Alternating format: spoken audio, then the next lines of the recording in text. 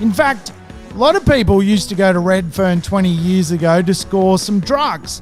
Today, you would go to Redfern to go to world-class restaurants, to even go to some of the highest tech-paying jobs in Australia.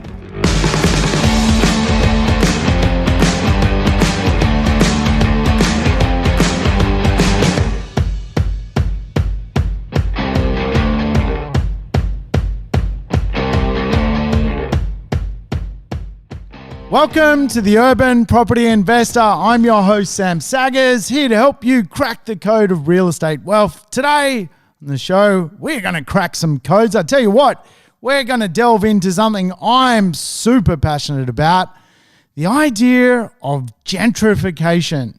The idea that a suburb can transform in a short period of time, that a suburb during your 10 or 15 or 20 years of holding it goes from a ugly duckling to a beautiful swan, that an area can transform underneath your ownership eyes.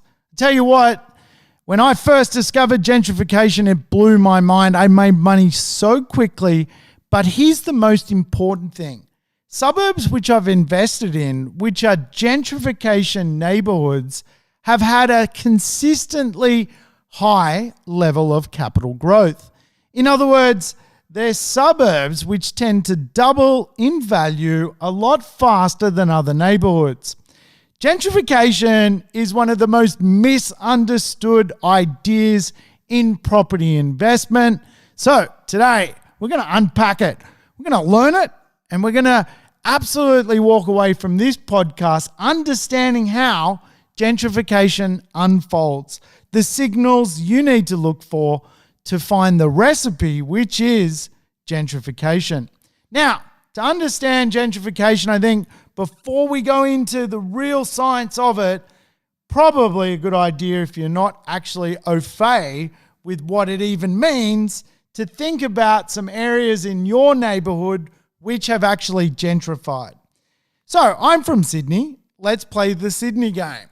For me, a great example of gentrification leading to property success in Sydney is the suburb Redfern.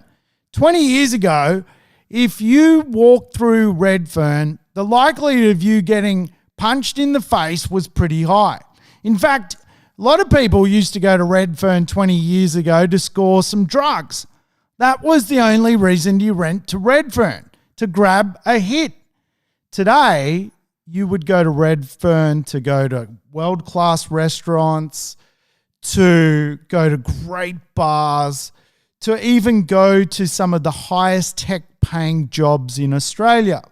So how have we gone from a suburb which you literally went to score drugs to a suburb today where some of the Ivy League knowledge workers now go to work at? Well, gentrification, of course, is the answer. And I think if you think of perhaps a suburb which was the real worst suburb in a city you're from, today think of the value proposition of that suburb. Is it still shit? Or is it actually transformed? And was that transformation led by gentrification? See, gentrification is an art form. It really is a science. And some suburbs are not gentrifying. Getting a new Coles or a new Thai food shop at your local set of strip shops is not gentrification. It runs deeper than that. And today I want to give you some insights into how it works because I've studied it for so long. In fact, I sometimes even lecture upon urban transformation. I'm not the only one. There are some great studies that you can get your hands on by the University of Queensland. In fact, gentrification today is a hot word in real estate. In fact, if you look at how often it is Googled, it is doubled in the last 10 years just how often people have Googled gentrification and property. People want the answer and people want to understand it because it actually leads to capital growth. So How do we understand gentrification? Well, let's go through some things. I tell you what, where we need to start is big picture. Australia has a business plan. It has taken around 227 years for Australia to reach the milestone of 25 million people. Melbourne is now a 5 million person city. Sydney is a 5 million person city. These cities will end up in just 3 decades' time, 8 or 9 million person cities. Other big places in Australia will have the same process or the same consequence. Brisbane's going to end up massive, Perth. So all of a sudden we can picture that if we're trying to fulfill a quota, if we're actually trying to put 8 million people into Melbourne, where do they all live? What does that actually mean? Well, what it really means is we have to transform urban areas. See, Australia has a bit of a quota. And when you want to understand real estate, this is a really good little tip. Australia has a quota which is 60% recycling of suburbs. So areas actually need to be renovated for the future population of Australia. That renovation can mean getting rid of old buildings, transforming warehouses or industrial areas into residential areas. So 60% of all new population needs to go into existing suburbs. 40% of new population needs to go into suburbs which have not yet existed as residential areas. Those suburbs are greenfield, they are cow paddocks, and that's commonly where you see urban sprawl, where you see the idea that we go further and further and further out, and we generally do that by opening up greenfield land estates where people build brand new homes. Gentrification is really a phenomena which occurs in inner and middle rings of cities. Remember, there are 3 rings which make up big cities. The inner ring, which is the urban area, where it's very common you get apartments. The middle ring, which is quite often affluent suburbia, big houses, rich dudes. And of course, the outer ring, which is an endless sprawl of land, usually for cities. So when it comes to gentrification, the idea is we need to recycle what we have. We need to renovate it, make it better, more appealing. And of course, will that appeal lead to better capital growth? Now, here's a value bomb. This is why I really invest in gentrification neighborhoods. A property market is a cycle. And for the most part in a property cycle, real estate is not going up in value. Real estate is a cyclical dynamic, and that cycle takes a long time to unfold. Property cycles don't double in 7 years. In fact, don't let people bullshit you over that one. That is the biggest myth of property of all time. For property to double in 7 years, capital growth has to be absolutely insane. Property generally doubles around a 13-year period. But we can beat that. And why I like gentrification is it is what we call a secular real estate market, a secular phenomenon, a secular or independent trend. In other words, it doesn't really matter if Sydney's going up in value or Melbourne's going up in value, because gentrification suburbs actually have their own cycle. They are actually completely independent of the broader marketplace. They are transforming at a different rate and pace to the broader economic cycle. So one of the reasons I really love them for property investment is they tend to have their own growth pattern. They are being transformed by new shops, new streets, new infrastructure, new people, new amenity, new transport.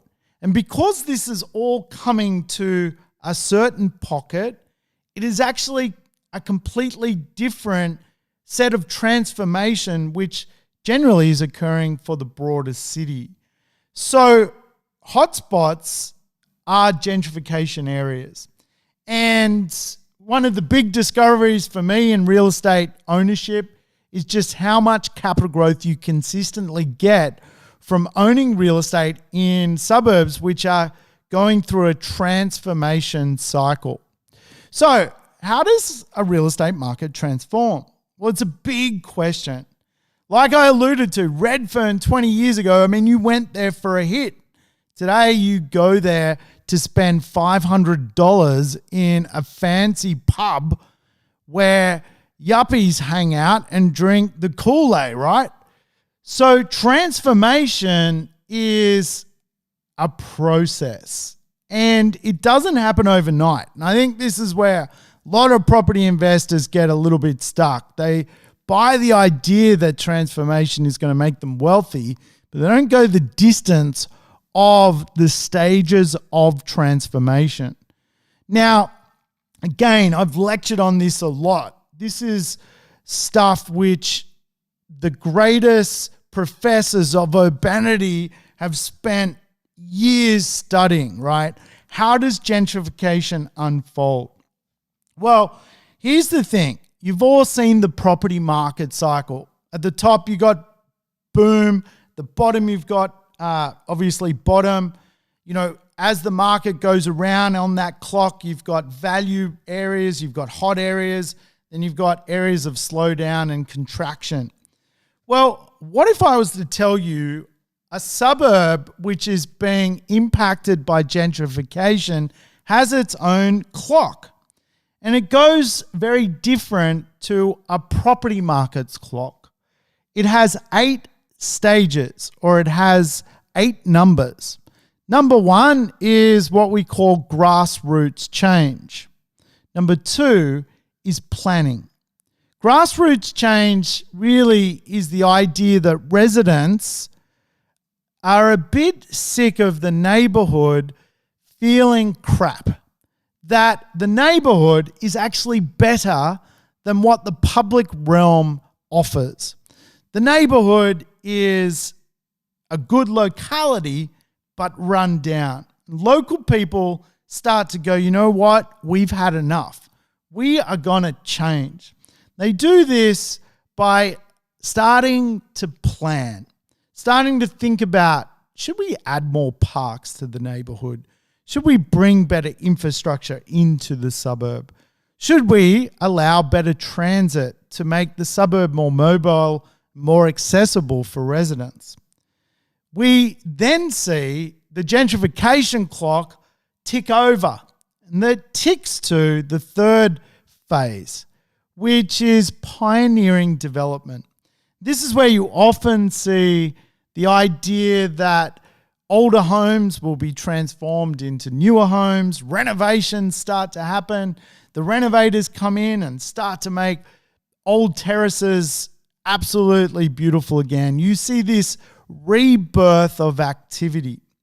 Eventually, you start to see intensive investment, a population shift, which is the 5th part of the clock.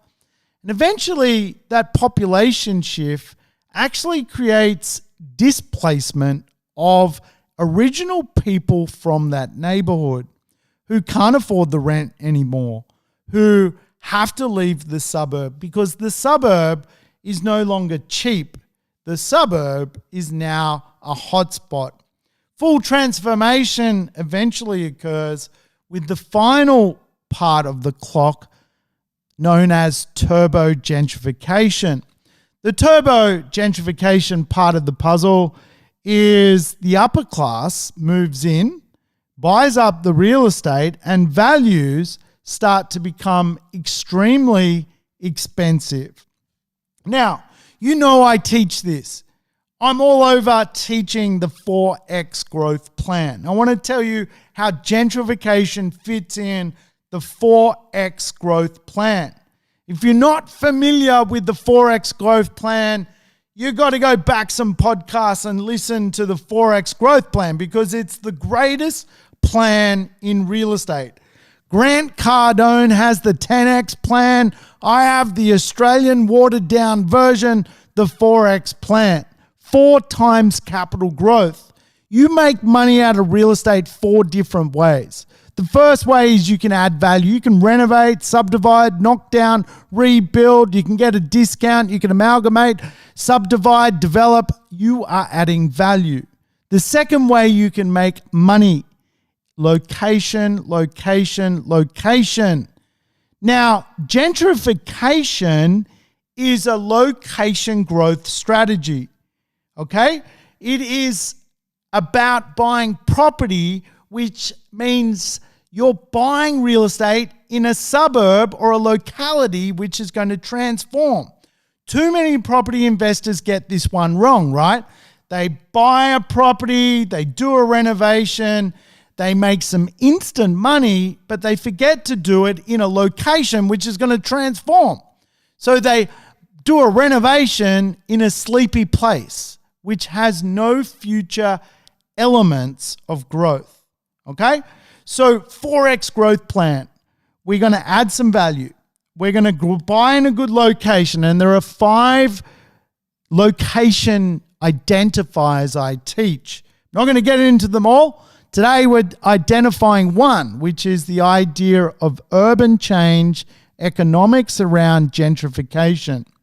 The third way a market can grow is market growth. And market growth basically means everyone's a winner.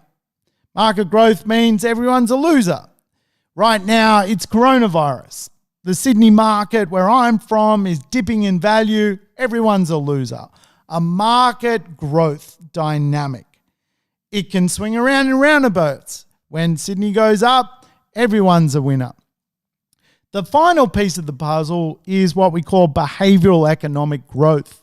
That is the idea that a certain property is influenced by a behavior which human beings love. Behavior could be the idea that your property is really mobile. In other words, it's got good access to transport. Or a behavior could be your property is full of great design, which influences people's ability to live in the property. It could be a behavior of wellness. In other words, your suburb or your property offers a lot of well-being. So all of a sudden people pay more for it. Okay? So we got 4X growth plan. The idea I'm talking about today of gentrification is your second X. It is a location growth strategy. Now, I think this is where most people get the idea of gentrification completely wrong. They end up buying a property in a neighborhood, and of course they make some money by adding value doing the first X strategy.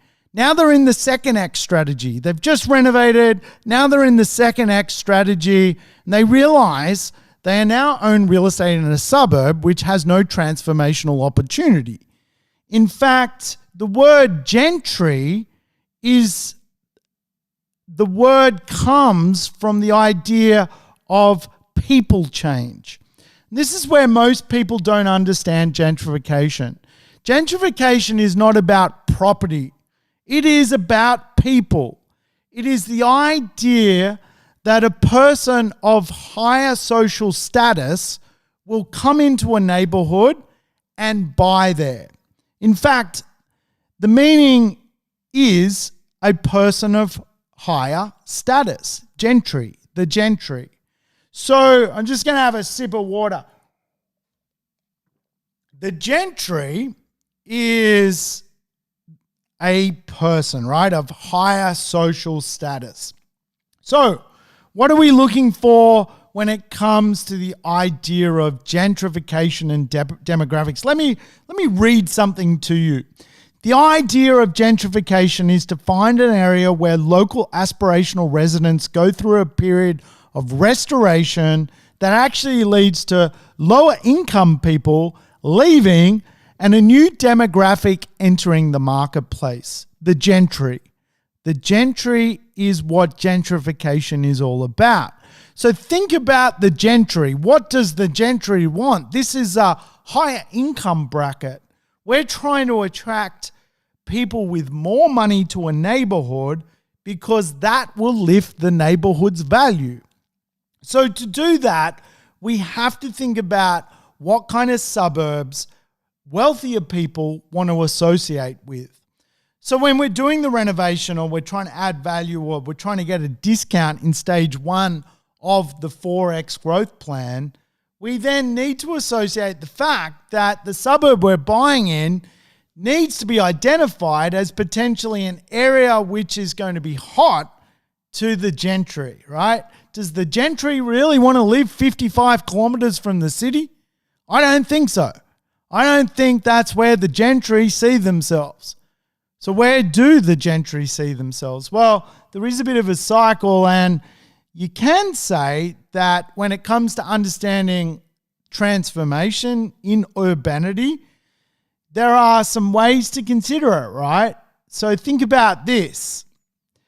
The working middle class actually gets displaced by the hipsters. The hipsters are those dudes with cool beards and, they wear, cruisy clothes and, they're pretty cool and happening, right? We all know the hipster. Here's the thing. People want to be the hipster. So this is what really happens, right? The hipsters buy in an area. Then the IT professional, who's more loaded than the hipster, goes, I want to be like the hipster. So they buy where the hipsters are renting. All of a sudden you see the transformation. The IT professional is not cool, all right? He's not a cool dude. The hipster's the cool dude. He's brought the money with him. And you often see this in a dumbed down version of like cool coffee shops and bars. And all of a sudden, rich people are like, wow, I want to go hang out where that cool dude is. Eventually, even the IT professionals, which are a high income earner, start to even get replaced. They get replaced by the lawyers and the bankers and the establishment. The establishment starts to rocket in these suburbs, and eventually those suburbs become absolutely expensive. If you go to Redfern today, Sydney's example, you'll find it's full of Ivy League old money. It's full of the establishment money now. Barristers, lawyers, these guys and girls that need to live close to the city and want a bit of edge in their life. They've still got the hipsters. The hipsters are still living there. They're renting there. But you see this kind of society form around this dialogue of interesting culture. So all of a sudden, you've got this absolutely amazing transformation. Remember, gentrification goes back to a theory in property economics known as the broken window theory. The idea that we as property investors, if we want to use gentrification, need to look at a suburb which is not established. It's not where the gentry is. It's got broken windows. It's got graffiti. It's got litter. If you walk down the street there late at night, you're probably going to get bashed, right? These are the suburbs that the transformation is occurring. You just need to weigh up using the gentrification property clock as to what time it is in that cycle. Is it really early that you are betting on a longer form transformation? Or is it a little bit later in the gentrification cycle where the last of the graffiti has been washed off the wall, and all of a sudden you're starting to see the transformation of people. And by virtue of transformation of people, you're seeing these new desire lines unfold. Now, if you don't understand what a desire line is, a desire line is, in its easiest format, a pathway. Human beings have been creating their own pathways ever since we cracked the code of Adam and Eve. In other words, society will form its own views on how it feels about a neighborhood. A desire line is just the direct route to an area. And of course, the broken window theory works typically in middle or inner ring neighborhoods. In fact, there's some interesting reports which have come out that show that the greatest transformation which is occurring in gentrification is now inner and middle ring neighborhoods, where you are actually seeing the urban shift. Now, I want to touch on this bit because anyone who's perhaps my age has already seen urban transformation. We've already seen gentrification. So if we've seen gentrification, has it gone? Or is it drifting to another neighborhood? Well, this is where we need to understand there are two waves of gentrification. Now, if we were to understand Redfern, for example, Redfern has gone through its first wave of gentrification and is now entering its second wave. The first wave of gentrification was we looked at that suburb, we saw it was full of urban decay, it was run down, it was beat up, it was a drug den. Then all of a sudden, the first wave came.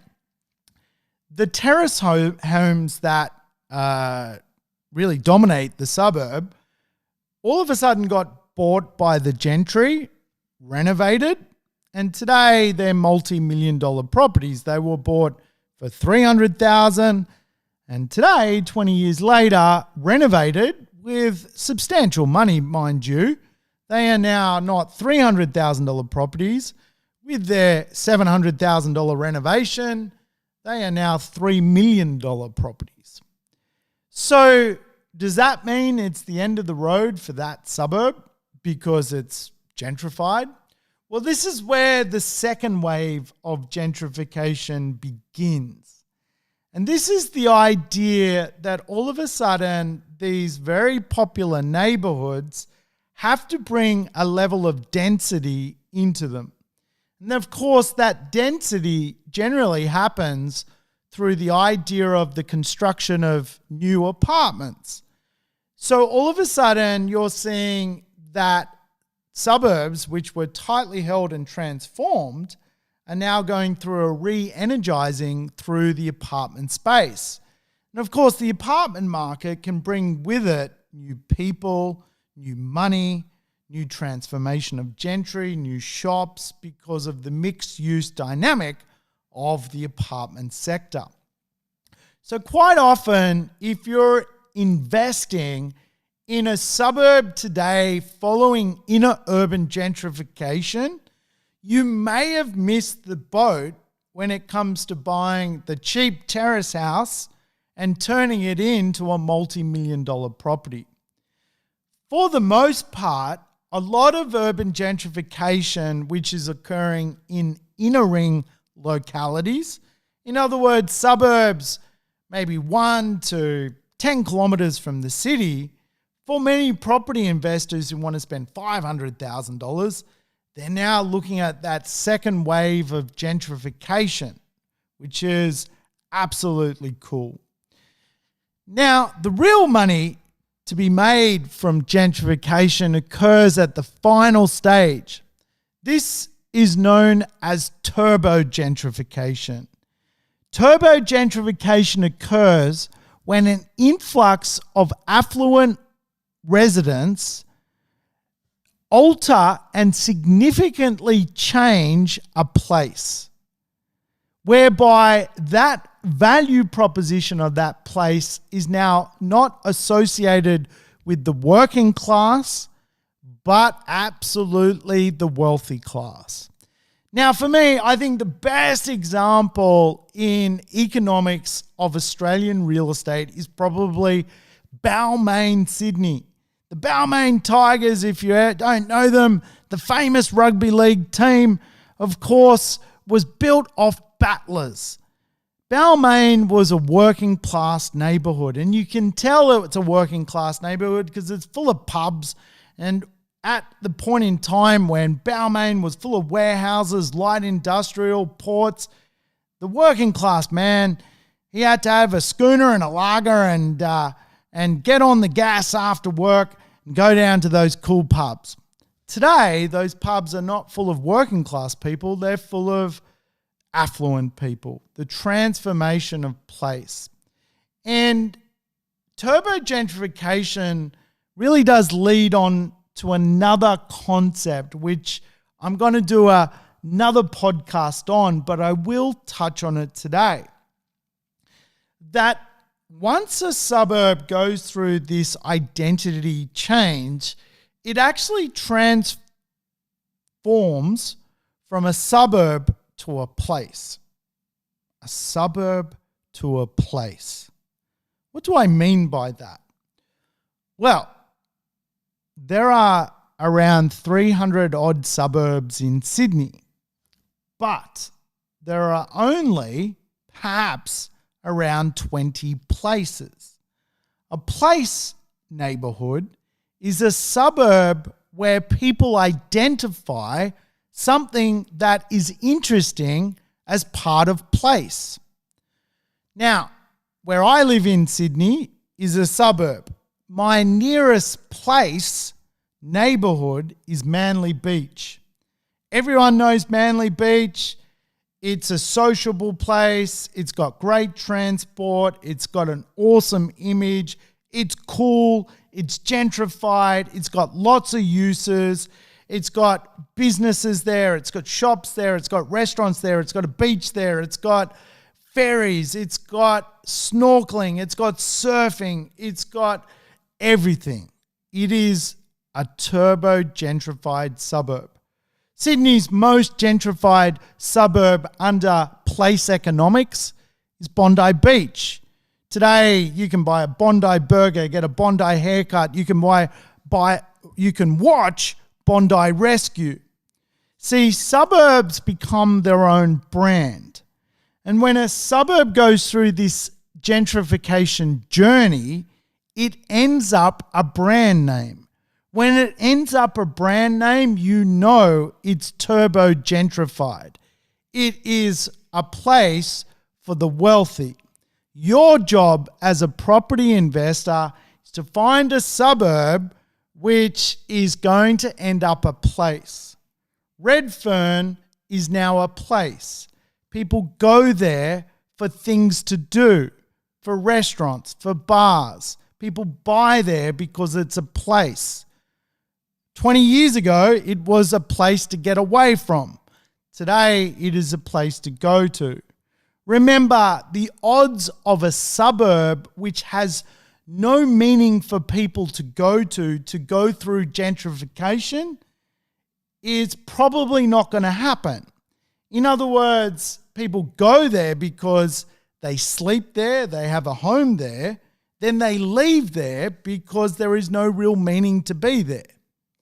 Place economic neighbourhoods work on the basis that more people want to be there because they are the brand.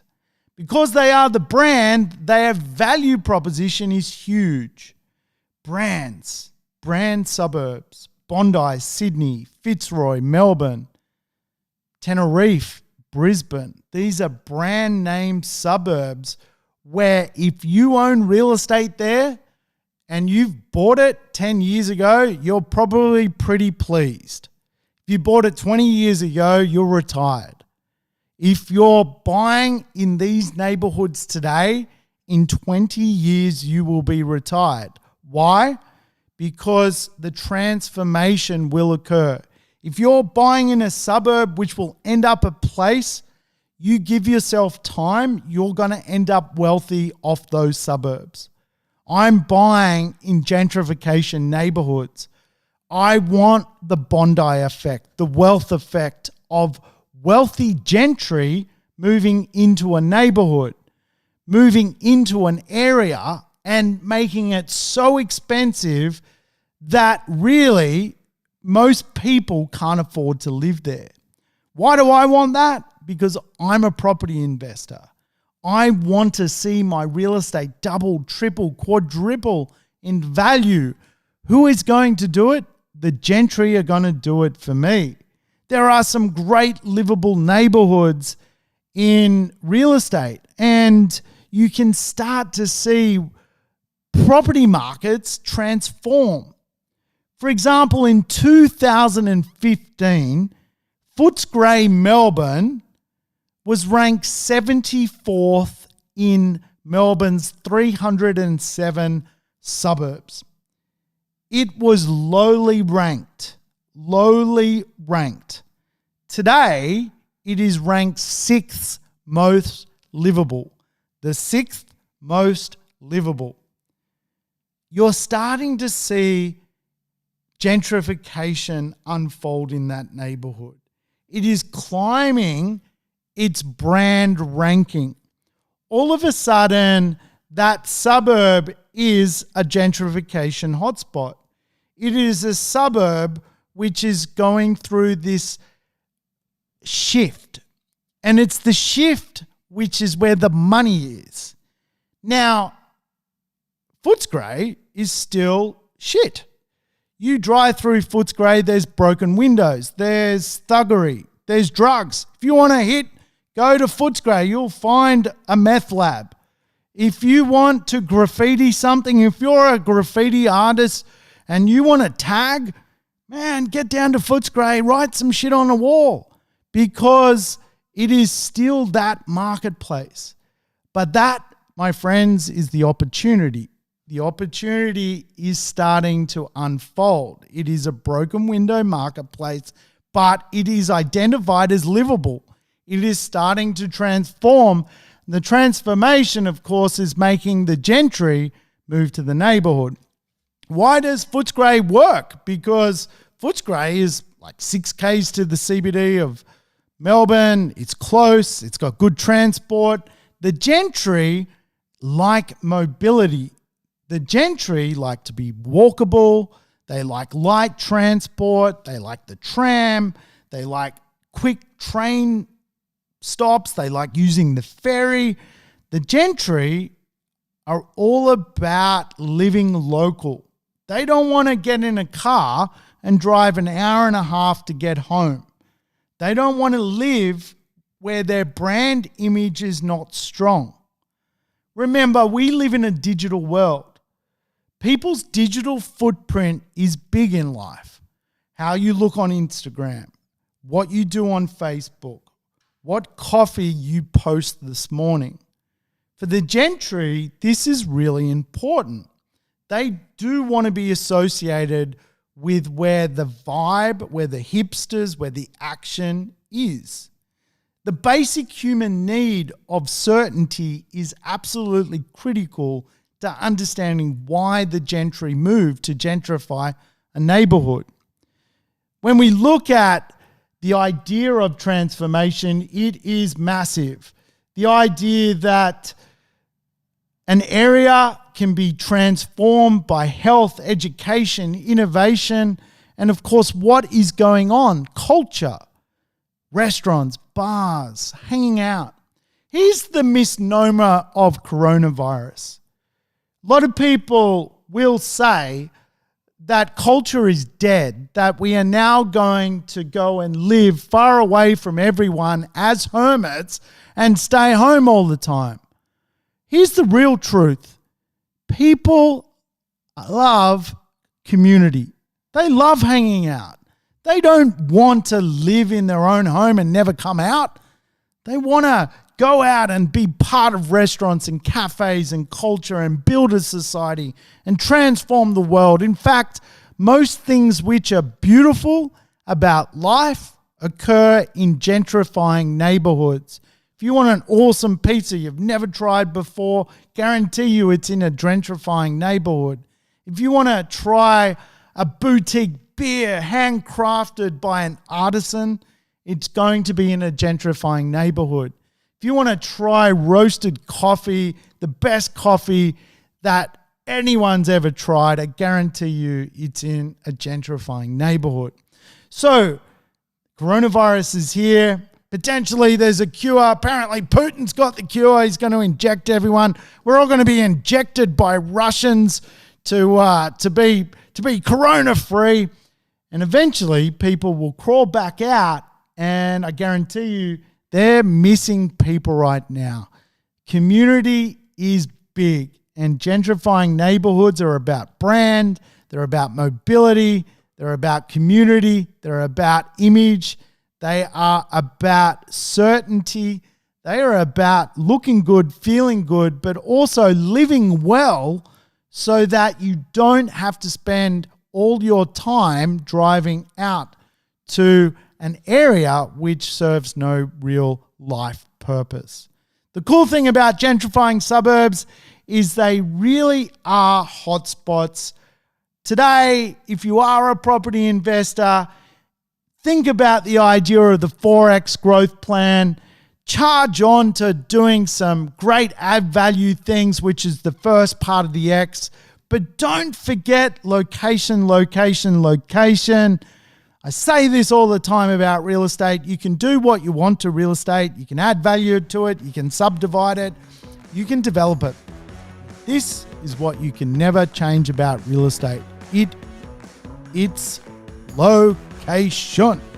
Gentrification is a location strategy. Hey, I hope you've enjoyed the show today. I've certainly enjoyed bringing it to you.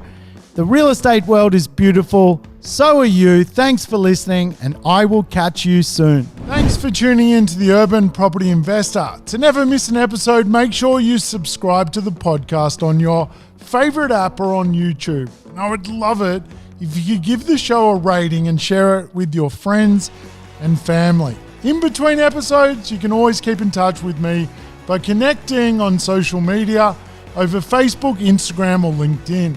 Until we meet again on the next episode of the Urban Property Investor, take care and bye for now.